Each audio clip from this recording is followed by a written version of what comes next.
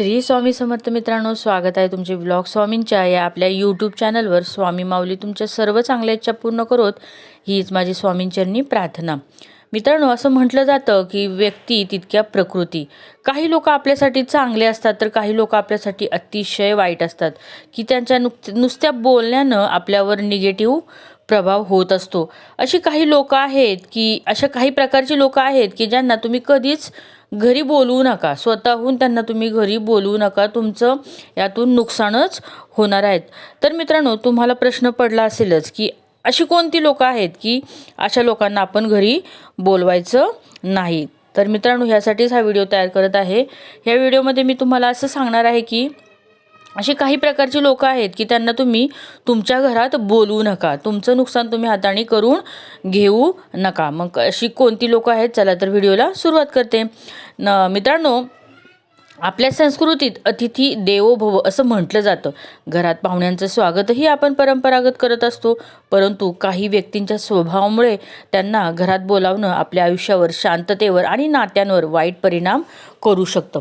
आज आपण अशा 10 प्रकारच्या व्यक्तींविषयी बोलूया ज्यांना आपल्या घरात बोलावणं टाळावं किंवा त्यांच्यासोबत अधिक काळ घालवू नये। या लोकांचं वागणं आपल्याला मानसिक, भावनिक आणि सामाजिक त्रास देतं। चला तर मग कोणत्या प्रकारच्या व्यक्ती घातक असू शकतात ते आपण जाणून घेऊया। 1. निंदा करणारी लोक।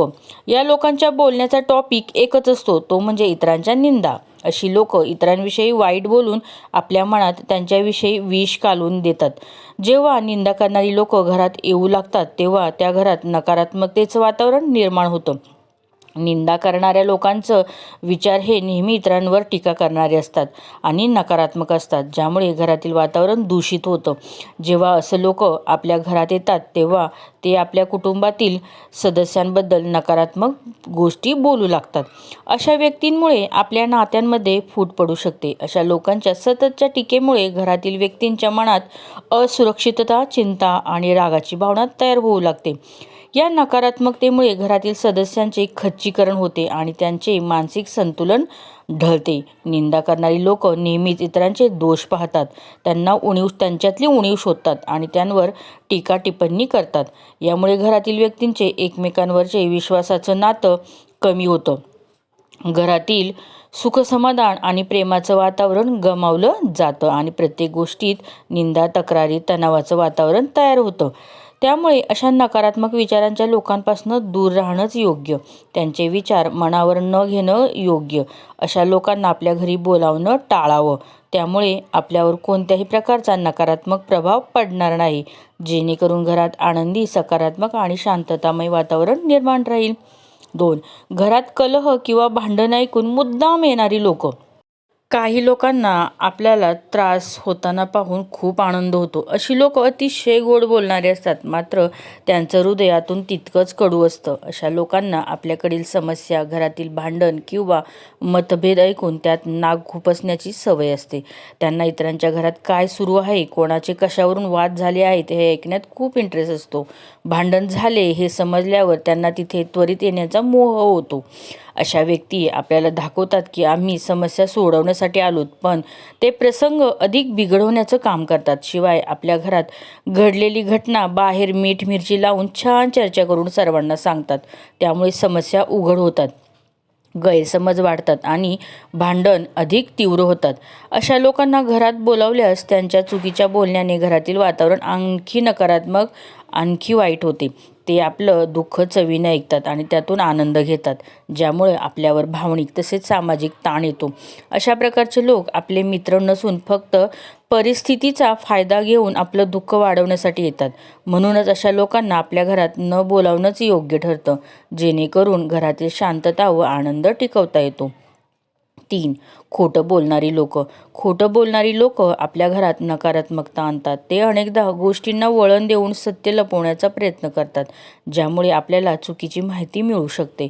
खोटं बोलणाऱ्या लोकांमुळे आपल्या घरातील सदस्यांमध्ये गैरसमज निर्माण होतो आणि आपला अविश्वास वाढतो। अशा लोकांशी नातं ठेवणं अवघड होतं, कारण त्यांच्या बोलण्यावर कधीही विश्वास ठेवता येत नाही।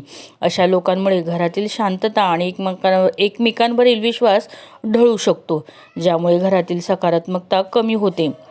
ह्या लोकांचे खोटे वागणे आपल्यासाठी त्रासदायक होते. या खोटारड्या लोकांना घरात स्थान देऊ नका. 4. अतिशयोक्ती करणारे लोक. हे लोक नेहमीच आपली गोष्ट मोठी करून सांगतात आणि इतरांना खोटं ठरवतात. त्यांचा उद्देश स्वतःचं महत्त्व वाढवणं असतं. अशा लोकांच्या गोष्टीवर विश्वास ठेवून आपल्या चुकीच्या निर्णयापर्यंत पोहोचू शकतो, जे आपल्या हिताचे नाहीत. ही लोक स्वतःच्या यशोगाथा वाढवून चढवून सांगतात आणि आपले प्रॉब्लेम विचारून घेऊन ते नेहमी लोकांना वाढवून चढवून सांगतात. त्यामुळे अशा प्रकारच्या व्यक्तींना आपल्या घरात येऊ देऊ नका. हे हानिकारक ठरू शकतं. 5. पैशाचा माज असणारी लोक. काही लोक पैसा या विषयावर लांबलचक गोष्टी करू शकतात. त्यांच्या दृष्टीने पैसा याशिवाय काहीच महत्त्व नसतं. प्रत्येक गोष्ट ते पैसे या घटकांवर मोजतात. घरी आल्यानंतर ते माझ्याकडे इतका पैसा आहे, मी कसे खोऱ्याने पैसे कमवतो, मी कुठे होतो आणि आता कुठे पोहोचलो, बायकोला कसले दागिने बनवले, अशा ट्रिप करतो, अशा बढाया मारण्याचे काम करतात.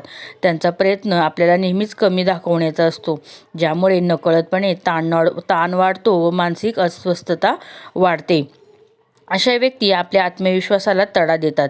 ह्या व्यक्ती गेल्यानंतर आपण स्वतःलाच उगाचच खुजे समजायला लागतो. वारंवार अशी लोक घरी येऊ लागली तर आपले मानसिक स्वास्थ्य खराब झालेच म्हणून समजा. म्हणून या लोकांना घरात बोलवताना विचार करूनच त्यांना निमंत्रण द्या. 6. सतत तक्रार करणारे लोक. तक्रार करणाऱ्या लोकांना प्रत्येक गोष्टीत दोष दिसतो. ते नेहमी नकारात्मक गोष्टींवर लक्ष केंद्रित करतात. कोणतीही गोष्ट त्यांना समाधानकारक वाटत नाही. अशा लोकांमुळे आपल्या घरातील सकारात्मकता हरवू शकते. ते नेहमी दुसऱ्यांमध्ये दोष शोधतात, ज्यामुळे आपल्यावर मानसिक शांतीवर परिणाम होतो. 7. अहंकारी व्यक्ती. अहंकार हा लोकांना नष्टच करतो. अशा लोकांनी स्वतःचा अभिमान आणि इतरांचा कमीपणा दाखवण्याची सवय असते. ते नेहमी आपल्या विचारांवर ठाम असतात आणि दुसऱ्याचं मत त्यांना मान्य नसतं. स्वतःची मत दुसऱ्यावर लादायला ते कोणत्याही गोष्टीचा विचार करत नाहीत. अपशब्द, इतरांना कमी लेखणं यात त्यांना मुळीच वावगं वाटत नाही. अशा लोकांच्या अहंकारामुळे आपल्या घरातील शांतता बिघडू शकते, कारण ते इतरांची मते नाकारतात. अशा प्रकारच्या व्यक्तींना आपल्या घरात स्थान देऊ नका. घरात बोलवणं टाळा. 8. अफवा पसरवणारे लोक. अफवा पसरवणाऱ्या लोकांमुळे अनेक गैरसमज निर्माण होतात मित्रांनो. त्यांचं उद्दिष्ट लोकांमध्ये मतभेद निर्माण करणं असतं.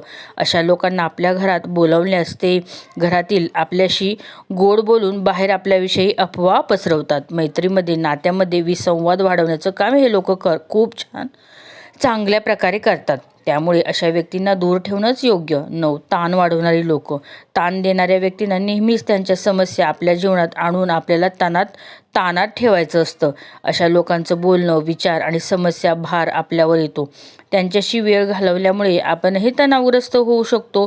जीवन कसं वाईट आहे, आजूबाजूचं वातावरण कसं निगेटिव्ह आहे, आपण बाहेर किती असुरक्षित आहोत, जीवाचं काही खरं नाही, किती आजार वाढलेत, जीवनाचा भरोसा नाही, अशी अतिशय ताण वाढवणारी बडबड ही लोक करीत असतात. त्यांना प्रत्येक गोष्टीत काहीतरी वाईटच दिसत असतं. अशा व्यक्तींना घरात बोलावणं टाळलंच पाहिजे, जेणेकरून आपलं मानसिक संतुलन ढळणार नाही. 10.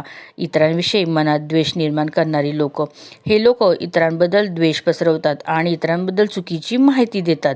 यांच्या अशा स्वभावामुळे एकतर याचे शुभचिंतक कमी असतात किंवा त्यामध्ये ज्यांच्याशी यांचे वाकडे असते त्यांच्याविषयी हे इतर लोकांमध्ये द्वेष निर्माण करण्याचा प्रयत्न करतात. त्यांचा उद्देश लोकांमधील नात्यामध्ये फूट पाडणं असतो.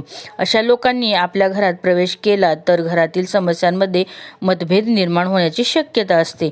द्वेष करणाऱ्या लोकांपासून नेहमीच लांब राहणं हेच योग्य. मित्रांनो, अशा अनेक घरातील समस्या, कलह, मतभेद हे आपले वैयक्तिक प्रश्न असतात आणि त्यात बाहेरच्या लोकांना मुद्दाम गुंतवणं हे आपल्याला नात्यामध्ये धोकादायक ठरू शकतं. ज्यांना आपल्याला सुखात पाहायचं असतं ते समस्या समजून आपल्या समस्या घेऊन सोडवण्याचा प्रयत्न करतात, पण ज्यांना आपला त्रास ऐकून आनंद मिळतो अशा व्यक्तींना दूर ठेवणंच योग्य. मित्रांनो, घर हे आपलं सुरक्षित स्थान आहे, जेथे शांतता, प्रेम, आनंद ह्या गोष्टी जपाव्या लागतात. आपल्या घरातील सुख, शांतता आणि प्रेम जोपासण्यासाठी अशा प्रकारच्या व्यक्तींना घरात न बोलावणंच योग्य. योग्य व्यक्तींच्या सहवासाने घर सुख समृद्धी होतं. मित्रांनो, कसा वाटला व्हिडिओ आवडल्यास नक्की एक लाईक करा. कमेंटमध्ये तुमच्या काही कमेंट असेल तर नक्की शेअर करा. श्री स्वामी समर्थ कमेंट टाकायला विसरू नका. अनंत कोटी ब्रह्मांड नायक श्री स्वामी समर्थ.